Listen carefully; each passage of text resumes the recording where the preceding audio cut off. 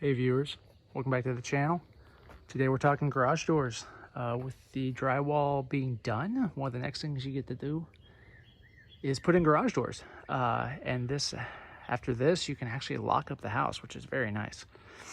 So here are the garage doors that we went with. Very simple. Basically the cheapest kind of insulated garage door we could get. 7 foot high, I don't know how wide, standard width, standard height. I got it from Overhead Door Company, and they did a pretty decent job of the install. They still got to come back to do a few odds and ends, but overall the doors are nice, they're light, they open well. They had it done today, so no complaints.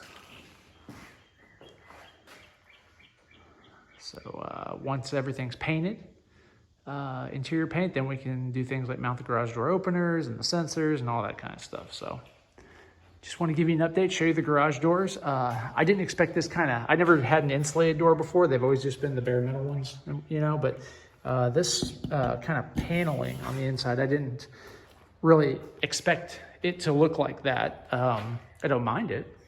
It looks fine, but just, it was something I didn't expect. So that is really about it. Short video, don't have much to discuss. One of the things I didn't have to do on the project, so I'm always happy about that. But yeah. Measurements for where I put the stub outs for all the garage door control wires and the outlet, looks like they lined up fairly well, so I'm happy about that. So yeah, that's all I got for you. Short video. Thanks for watching.